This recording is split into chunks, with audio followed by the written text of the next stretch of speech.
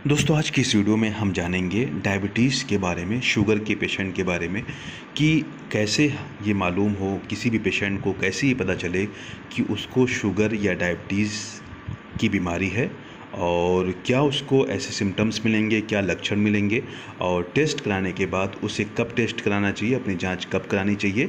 इसी के साथ साथ जांच कराने के बाद ग्लूकोज़ लेवल कितना आता है तो हम उसको डायबिटीज़ या शुगर की बीमारी मानते हैं। तो इसी पे हम बात करेंगे। दोस्तों अंत तक इस वीडियो को ज़रूर देखिएगा। सबसे पहले हम ये जानते हैं कि इसके जो सिम्टम्स होते हैं, डायबिटीज़ एक ऐसी बीमारी है जो दो तरीके की होती है। एक इंसुलिन डिपेंडेंट डायबिटीज़ होती है और दूसरी नॉन इंसुलिन डिपेंडेंट डायबिटीज़ होती है।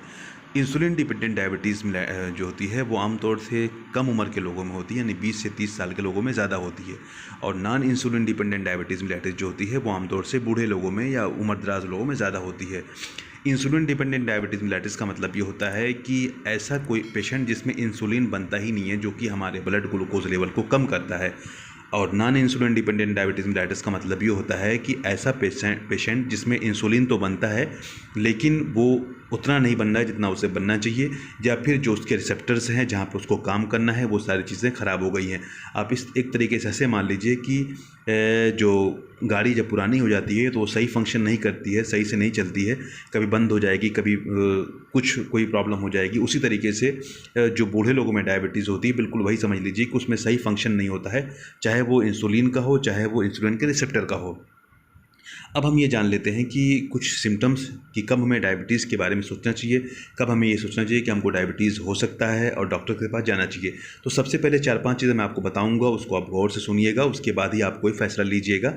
सबसे पहले अगर आपको पैरों में दर्द, हाथ पैर में दर्द महसूस होता है या कुछ सुनपन महसूस होता है, उसमें सुनपन होता है, इसी तरीके से आपको कोई ज़ख़म है पैर में या हाथ में, कोई फोड़ा है, कोई ज़ख़म है, कहीं कट लग गया और वो बहुत दिनों से सही नहीं हो रहा है। दूसरी चीज़ ये है कि कभी आपने देखा होगा कि कुछ लोगों में बहुत ज़्यादा थकान, बहुत ज़्यादा कमज़ोरी महसूस होने लगती है। इसी तरीके से वज़न कम हो रहा है आपका, लेकिन भूख आपकी अच्छी है, भूख आपको सही लग रही है, लेकिन उसके बाद भी आपका वज़न कम हो रहा है, तब आपको डायबिटीज़ की शिकायत हो सकती है। इसी तरीके से अगर आपको ऐसा लगता है कि रात में आपको पेशाब बहुत ज़्यादा आ रहा है, तब भी आपको डायबिटीज़ की शिकायत हो सकती है। तो मैंने 4 चीज़ें आपको बताई।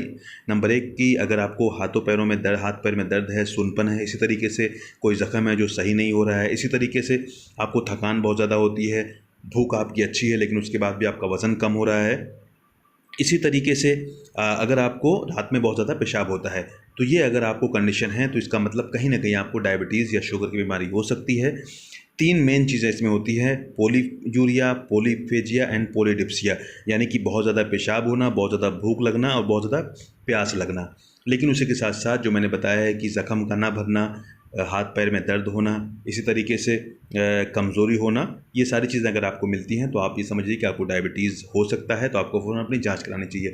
अब जांच कराने के बाद आपको कैसे, एक होता है कि खाली पेट जांच करानी पड़ती है और दूसरी खाना खाने के बाद। एक रैंडम ब्लड शुगर होता है जो आप कभी भी जाएंगे किसी डॉक्टर, ऑपरेशन वगैरह से पहले आमतौर से रैंडम कर लेते हैं कि इस रेंज में तक आएगी तो हम इसको डायबिटीज़ मानेंगे वरना नहीं मानेंगे। तो खाली पेट अगर किसी का ग्लूकोज लेवल 120 या 126 मिलीग्राम पर डेसीलीटर से ज़्यादा आता है तो उसको हम डायबिटीज़ मानेंगे, डायबिटिक मानेंगे।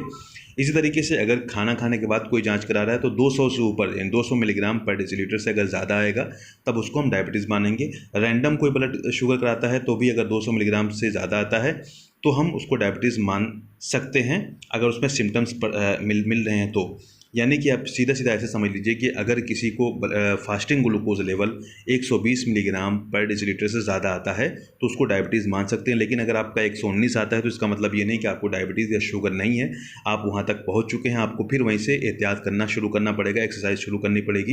इसी तरीके से खाना खाने के बाद अगर आपका 180, 120 आ रहा है तो इसका मतलब ये नहीं कि आपको डायबिटीज़ नहीं हो सकती है, बल्कि आपको फिर एक बार हफ्ते में, 1 हफ्ते बाद, कुछ दिन बाद आपको दोबारा उसका चेक कराना चाहिए, ताकि आपका एक जो शुबा है, जो शक है, वो कम हो जाए और ख़त्म हो जाए।